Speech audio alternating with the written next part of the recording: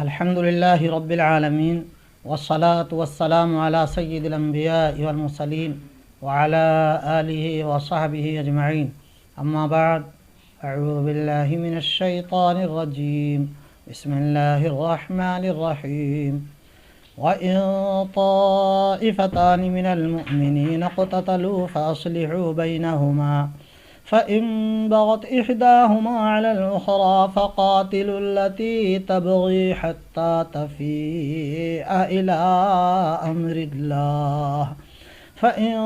فاءت فأصلحوا بينهما بالعدل وأقسطوا إن الله يحب المقسطين.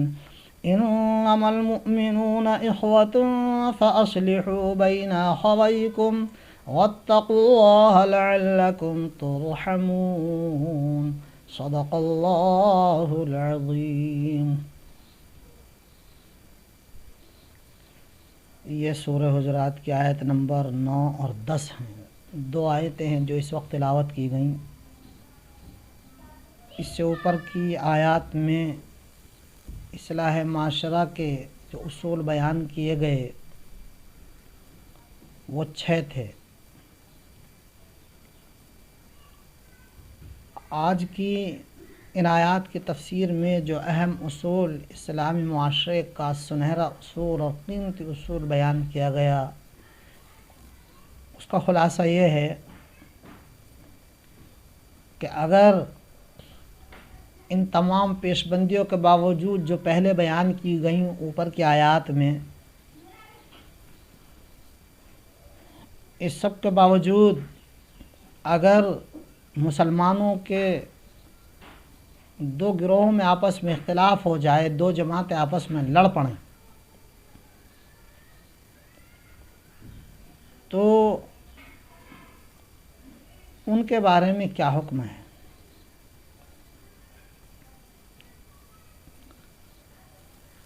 تو اس کا حکم یہ ہے کہ پوری کوشش اس بات کی جائے کہ ان کا اختلاف اور جھگڑا ختم ہو جائے،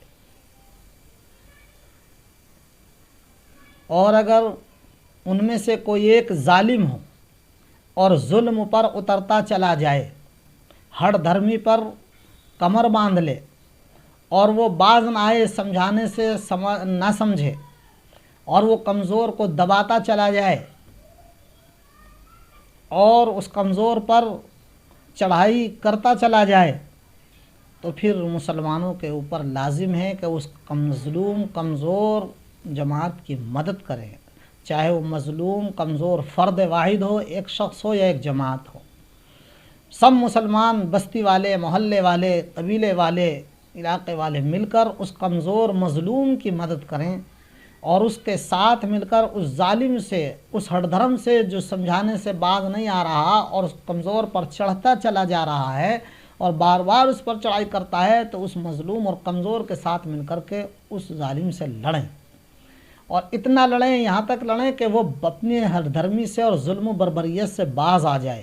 اللہ کے حکم کی طرف لوٹ آئے، وہ صلح کے اوپر آمادہ ہو جائے اور اس حرکت سے باز آ جائے. یہ ایک بہترین اصول قرآن کریم نے ہمیں اس آیت شریفہ میں دیا. یہ اصول ہم اگر اپنے معاشرے میں جاری کر دیں تو ہمارے معاشرے کی اصلاح ہو جائے اور اسلامی معاشرہ قائم ہو جائے. اگر پھر دوسری بات یہ کہی گئی کہ پھر اگر وہ شخص باز آ جائے اور صلح پر آمادہ ہو جائے تو اب تم بھی بلا وجہ اس کے اوپر چڑھائی نہ کرو اور جو ہے لڑائی کے منصوبے نہ کرو، بلکہ ان دونوں کے درمیان صلح صفائی کرا دو. عدل اور انصاف کے ساتھ صلح صفائی کراؤ،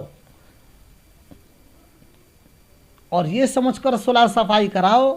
کہ یہ دو بھائیوں کے درمیان صلح صفائی ہے. جس طرح دو بھائی آپس میں لڑ پڑتے ہیں تو ان بھائیوں کو سمجھا بجھا کر ان کے درمیان صلح صفائی کرائی جاتی ہے، کسی کی طرفداری نہ ہو، ناجائز حمایت نہ ہو، بلکہ عدل و انصاف کے ساتھ خدا سے ڈرتے ہوئے ان کے درمیان جو ہے وہ اس صلح صفائی کرا دی جائے. اسی طرح سے ان مسلمانوں کی مومنین کی جماعت میں جن میں اختلاف ہوا ہے اور وہ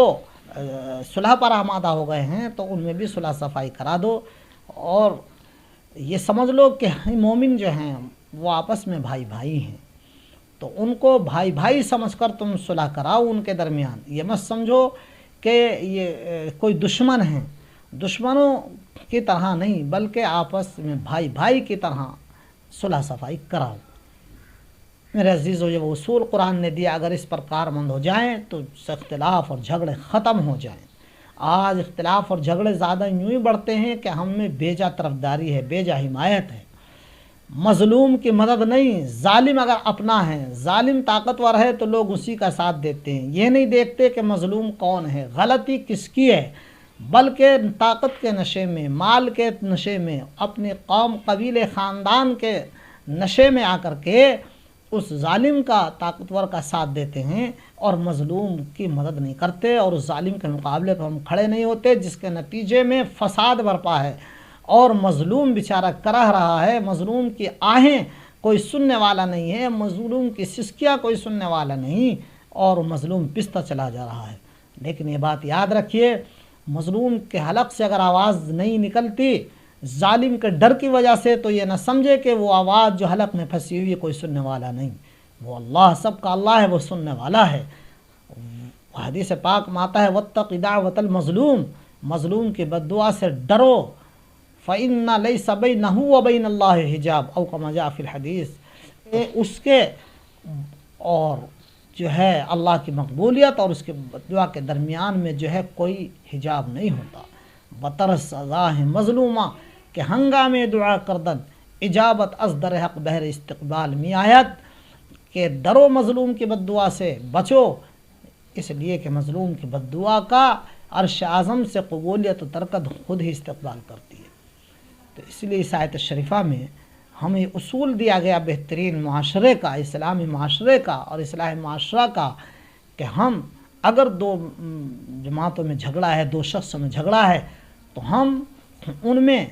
جو ہے پوری کوشش کریں جھگڑا ختم کرانے کی، اور اگر کوئی ایک ان میں سے بغاوت پر، ظلم اور بربریت پر، ہٹ دھرمی پر، چڑھائی پر کمر باندھ لے، تو مظلوم کی طرف سے ہم کھڑے ہو جائیں اور اس سے لڑیں، اس ظالم سے اتنا لڑیں کہ وہ صلح پر آمادہ ہو جائے، اپنی ہٹ دھرمی اور بربریت اور ظلم کو چھوڑ دے۔ جب وہ صلح پر آمادہ ہو جائے تو پھر بھائیوں کی طرح صلح صفائی کرا دو، کہ عدل و انصاف کے ساتھ کرو، کہ اللہ تعالیٰ ایسے لوگوں کو پسند کرتا ہے جو انصاف کی بات کرتے ہیں۔ یہ خلاصہ ہے اس اصول کا۔ اللہ تعالیٰ چنانچہ ارشاد فرماتا ہے وَإِن طَائِفَتَانِ مِنَ الْمُؤْمِنِينَ، اگر دو جماعت مومنین کی اقتتلوا، آپس میں لڑ پڑیں، فَأَصْلِحُوا بَيْنَهُمَا، تو ان کے درمیان صلح کرا دیا کرو، میل ملاپ کرا دیا کرو۔ فَإِن بَغَتْ إِحْدَاهُمَا عَلَى الْأُخْرَىٰ، تو اگر ان میں سے ایک دوسرے پر زیادتی کرے، ایک دوسرے پر چڑھتا چلا جائے، تو فَقَاتِلُوا الَّتِي تَبْغِي، تو پس تم سب مل کر لڑو اس چڑھائی کرنے والے سے، اس جو ہے زیادتی کرنے والے سے۔ کب تک لڑو؟ حَتَّى تَفِيءَ إِلَىٰ أَمْرِ اللَّهِ، یہاں تک کہ وہ لوٹ آئے اللہ کے حکم کی طرف، یہاں تک کہ وہ پھر آئے، واپس آ جائے اللہ کے حکم کی طرف۔ اللہ کا حکم کیا؟ کہ وہ ڈرے کہ صلح صفائی کر لو، جو بات ہو گئی اس درگزر کرو، آپس میں محبت اور اتفاق پیدا کر لو۔ فَإِن فَاءَتْ، بس اگر وہ پھر آیا اور باز آ گیا اپنی ہٹ دھرمی سے، تو فَأَصْلِحُوا بَيْنَهُمَا، تو ان دونوں کے درمیان صلح صفائی کرا دو، میل ملاپ کرا دو، بالعدل، برابر طریقے سے، وَاقْسِطُوا، اور انصاف کرو، یعنی انصاف کے ساتھ صلح صفائی کراؤ۔ ایسا نہیں کہ کسی کی طرف زیادتی ہو جائے، کسی کی طرف میلان ہو جائے، کسی طاقت قوت اور رشتہ داری اور تعلق کی بنیاد پر تم اس کی طرف جو ہے وہ جھک جاؤ اور اس کی حمایت کر کے غلط فیصلہ کر دو، ایسا نہ کرو۔ ان اللہ یحب المقسطین، بے شک اللہ تعالیٰ پسند کرتا ہے انصاف کرنے والوں کو، اللہ تعالیٰ کو پسند آتے ہیں جو ہے انصاف کرنے والے۔ تو اللہ جن کو پسند کرے، اللہ جن سے محبت کرے، تو ہمیں ان لوگوں میں شامل ہونا چاہیے نہیں۔ تو عدل و انصاف کرنے والوں کو اللہ محبوب رکھتا ہے۔ ایک حدیث میں آتا ہے عرش کا سایہ قیامت میں جن کو نصیب ہوگا ان میں سے ایک عادل حاکم، منصف حاکم، جو عدل و انصاف کرنے والا ہو لوگوں کے درمیان، وہ چاہے حاکم ہو اور چاہے وہ ایک جماعت ہو جو لوگوں کے درمیان فیصلہ کرا رہی ہو۔ تو اللہ کو ایسے لوگ پسند آتے ہیں۔ इन्नमल मुमिनून इख्वा, बेशक मुसलमान जो हैं वो आपस में भाई भाई हैं, इसलिए तुम भाई भाई समझ के सुलह सफाई कराओ, भाई भाई समझ के, दुश्मन समझ के नहीं, दुश्मन समझ कर नहीं। फासलिहु बैना अखवैकुम,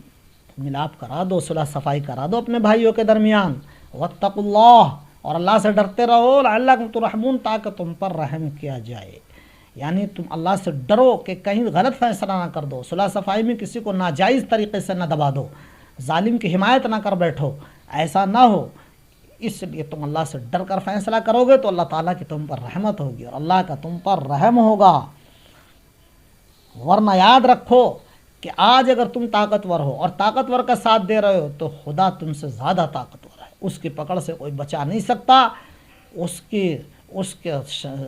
पकड़ बड़ी सख्त है। इन्न बत्शा रब्बिका लशदीद, बेशक आपके रब की पकड़ बड़ी सख्त है,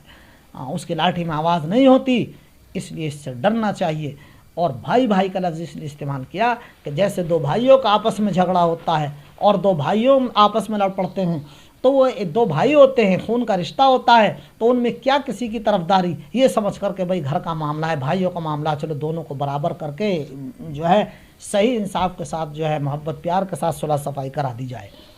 तो ऐसा ही दो गिरोह, चाहे वो हकीकी भाई ना हो लेकिन ईमानी भाई तो हैं, ईमान के रिश्ते में तो पिरे हुए हैं, उनमें भी भाई भाई समझकर सुलह सफाई कराओ, गैर और दुश्मन समझकर सुलह बात ना करो। इसके बाद अब चंद बातें ज़रा समझिए जो इस आयत शरीफा से हमको मिल रही हैं। सही है, यानी बुखारी शरीफ और मुस्लिम शरीफ की रिवायत के एतबार से इस आयत शरीफा का व इन ताइफतान मिनल मुमिनीन इक़्ततलू, इस आयत शरीफा का शान नुज़ूल वो इसी एक तरह के वाक़ये पे हुआ है कि औस और हज़रत जो अंसार के कबीले थे उनमें आपस में किसी बात पर इख्तिलाफ़ हुआ, तो हुज़ूर पाक सल्लल्लाहु अलैहि वसल्लम ने इस आयत शरीफा के तहत उनमें सुलह करा दी। तो इसलिए और इसी से जो है मेरे अजीज़ों, इसी आयत शरीफा से ये मसला भी समझ में आया। उलमा ने लिखा कि खलीफा वक्त अमीरुल मोमिनीन की जो बगावत करें वो भी इसी के ज़ुमरे में आते हैं, और बागियों के जो अहकामात सख्त हैं, कदीम उलमा जो है पहले से ही उलमा अहले हक़ इससे उनके मसाइल में इस्तेदलाल करते आए हैं, जिससे ये जो है बिल्कुल बात वाज़े हो जाती है कि बागियों की सज़ा बड़ी सख्त है। चुनांचे छठे बारे में अल्लाह ने फरमाया जो लोग जो बगावत पर उतरते हैं तो क्या है, उनकी बड़ी सख्त सज़ाएँ हैं। हाकिम वक्त चाहे तो उनको शहर बदर कर दे, या अगर चाहे तो हाथ पांव मुखालिफ जानिब से काट दे, या चाहे तो उनको सूली दे दे। ये सब इन्नमा जज़ाउल्लज़ीना युहारिबूना अल्लाह व रसूलहु व यसअूना फ़िल अर्ज़ि फ़सादा अन युक़त्तलू औ युसल्लबू औ तुक़त्तअ अयदीहिम व अर्जुलुहुम मिन ख़िलाफ़ औ युनफ़ऊ मिनल अर्ज़। इसमें साफ बता दी गई ये सज़ाएँ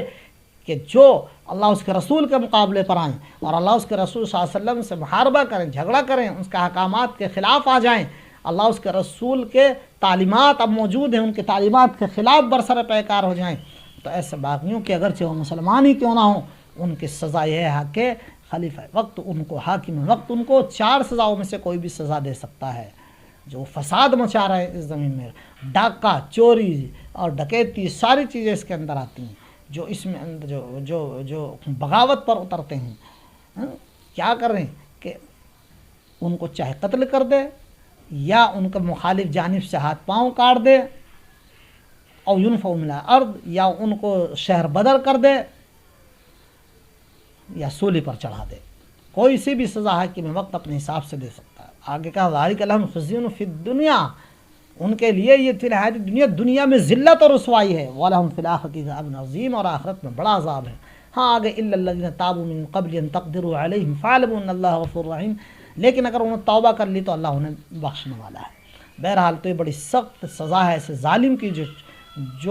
अल्लाह उसके रसूल सल्लल्लाहु अलैहि वसल्लम के मुकाबले पर आए। तो जो आपस में आम मुसलमानों में भी झगड़ा होता है, अगर वो सुलह सफाई पर नहीं आता जो अल्लाह उसके रसूल का हुक्म है, और वो बराबर लड़ाई पर आमादा रहता है, तो सब मुसलमानों पर ज़रूरी है कि उसके ख़िलाफ़ लड़ें और मज़लूम की मदद करें। तो ये अगरचे ख़ास वाक़ये में शान नुज़ूल है, लेकिन मुफस्सिरीन फरमाते हैं कि मुसलमानों के तमाम जमाती निज़ाम में जो इख्तिलाफ़ात हों, इंतशारात हों, लड़ाई झगड़े हो जाएँ, वो सब इसके तहत आते हैं। یعنی وہ چاہے کسی بھی اعتبار کا ایک فرد واحد کا دو اختلاف ہو، دو آدمیوں میں جھگڑا ہو، چار میں ہو، دو خاندانوں میں ہو، دو قبیلوں میں، دو بستیوں میں ہو، دو ملکوں میں ہو، مسلمانوں کے آپس میں کہیں بھی اختلاف اور جھگڑا ہو تو ان کو چاہیے کہ اللہ اس کے رسول صلی اللہ علیہ وسلم کی طرف لوٹ کر آ جائیں اور ان کے مطابق صلح صفائی کر لیں، یہ ان کو پر ضروری ہے۔ اور تیسرے آدمیوں کو چاہیے، تیسرے ملک کو چاہیے، تیسرے لوگوں کو چاہیے کہ وہ بیچ میں پڑھ کر صلح صفائی کرائیں۔ یہ ساری چیزوں کو شامل ہے۔ جو لوگ ایسا نہیں کرتے تو زمین میں فتنہ فساد برپا ہو جائے گا، زمین کے اندر اختلاف انتشار ہو جائے گا۔ چنانچہ آج ایسا ہی ہے میرے عزیزوں کہ مظلوم کرا رہا ہے، آج زمین میں فساد ہے، کہیں بھی کسی کا قتل ہو جاتا ہے، کسی کی عزت لٹ جاتی ہے، مائیں بہنیں بیٹی آج دنیا میں محفوظ نہیں ہیں، آج کمزور محفوظ نہیں ہیں، لوگ آپس میں لڑ جھگڑ رہے ہیں، عزتوں سے کھیلا جا رہا ہے، کمزور کی عزت سے کھیلا جا رہا ہے، دینداروں کی عزت سے کھیلا جا رہا، ماں باپ کی عزت سے کھیلا جا رہا، غریبوں کی عزت سے کھیلا جا رہا، اور جو ہے ان کو بیچاروں کو دل کی آواز دل میں دب کے رہ جاتی ہے، کوئی ان کے ساتھ کھڑا ہونے والا نہیں، اگرچہ وہ حق پر ہوں، دین کی بات کہہ رہا ہوں، قرآن و حدیث کی بات کہہ رہا ہوں، مگر ان کے ساتھ دینے والے بہت کم ہیں۔ یہاں پر حکم ہے کہ ان کا مقابلہ جو کر رہے ہیں تم ان کے ساتھ دو، جو مقابلہ کرنے والوں کا جو اہل حق ہیں ان کا ساتھ دو، اور جو مقابلے آ رہے ہیں ان کے مقابلے کھڑے ہو جاؤ، لڑو، قرآن صاف کہہ رہا ہے ان سے۔ اس لیے فقاتلو کا لفظ ہے، فقاتلو حکم ہے، لڑو ان سے یہاں تک کہ وہ باز آ جائیں اپنی حرکتوں سے۔ چنانچہ جب یہ معلوم ہوگا کہ اگر میں نے قرآن و حدیث کے خلاف کوئی بات کہی، میں نے کسی کمزور کو ستایا، کسی کی دھی بیٹی کو دیکھا، کسی کی عزت سے کھیلا، تو سارے لوگ مجھ سے، محلے والے بستی والے مجھ سے لڑیں گے، تو کسی کی ہمت جرأت ہی نہیں ہوگی ایسا کرنے کی۔ تو حاکم وقت اگر ہے وہ قانون کو نافذ کرے اور معاشرے میں لوگ اس طرح سے کھڑے ہو جائیں تو پھر انشاءاللہ کہیں پر ظلم نہیں ہوگا اور مظلوم کو حق ملے گا اور آپس میں محبت پیار پیدا ہو جائیں گی اور معاشرے کا فساد اور بگاڑ ختم ہو جائے گا اور معاشرے کی اصلاح ہو جائے گی، اور یہ اسلامی معاشرے کا ایک سنہرا اور بہترین اصول ہے۔ ایک اور خاص بات کہ خاص بات قرآن نے یہ کہی کہ انصاف کرو،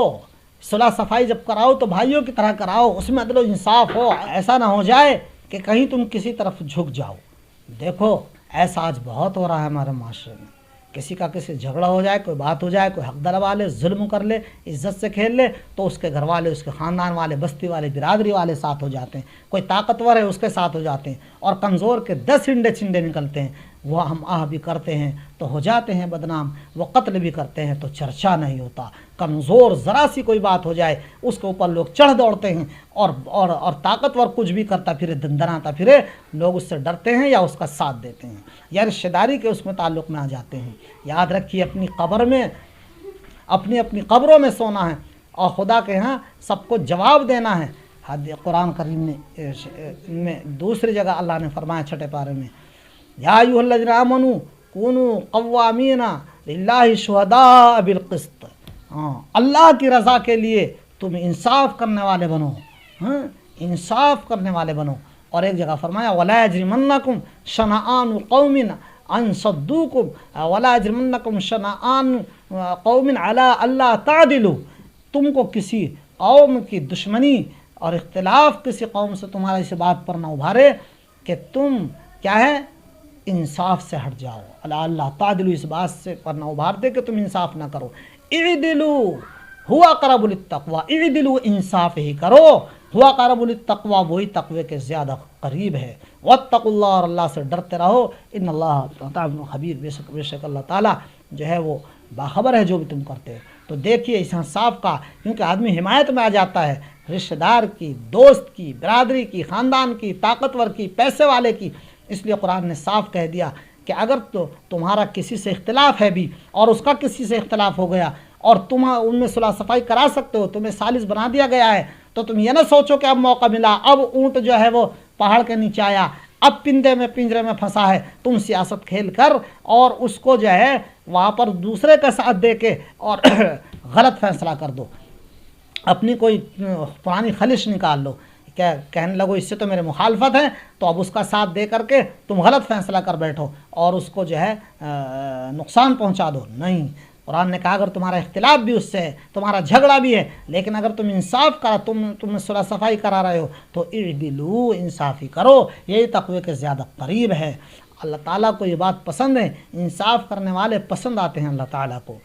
چنانچہ ایک حدیث میں ایک جگہ میں نے ابھی حدیث بیان کی کہ قیامت میں وہ عرش کے سائے میں ہوں گے، اور جو ہے اس کی دعا بھی قبول ہوتی ہے انصاف کرنے والے کی، اللہ کی رحمتیں برستی ہیں۔ اور ایک حدیث میں فرمایا گیا تھوڑی دیر کا انصاف جو ہے دنیا و مافیہ سے بڑھ کر ہے۔ کوئی آدمی مہینوں برسوں جو ہے وہ نفلی عبادت میں لگا رہتا ہے اور دوسرا آدمی انصاف کر دیتا ہے تو اس کا تھوڑی دیر کا انصاف اس کے مہینوں برسوں کی نفلی عبادت سے بڑھ جاتا ہے۔ لیکن اگر وہ انصاف نہیں کرتا، اگر وہ ناانصافی کر جاتا ہے جان بوجھ کر، تو سنیے حدیث پاک میں فرمایا گیا کہ اگر کسی نے ظالم حاکم کا جو غلط فیصلہ لکھ رہا ہے اس کا غلط اور ناانصافی والا فیصلہ لکھنے کے لیے اگر اس کا قلم سیدھا کر کے رکھ دیا، جس قلم سے وہ غلط فیصلہ لکھے گا اور غلط فیصلہ سنائے گا، تو اس کے ساتھ اس قلم سیدھا رکھنے والے شخص کو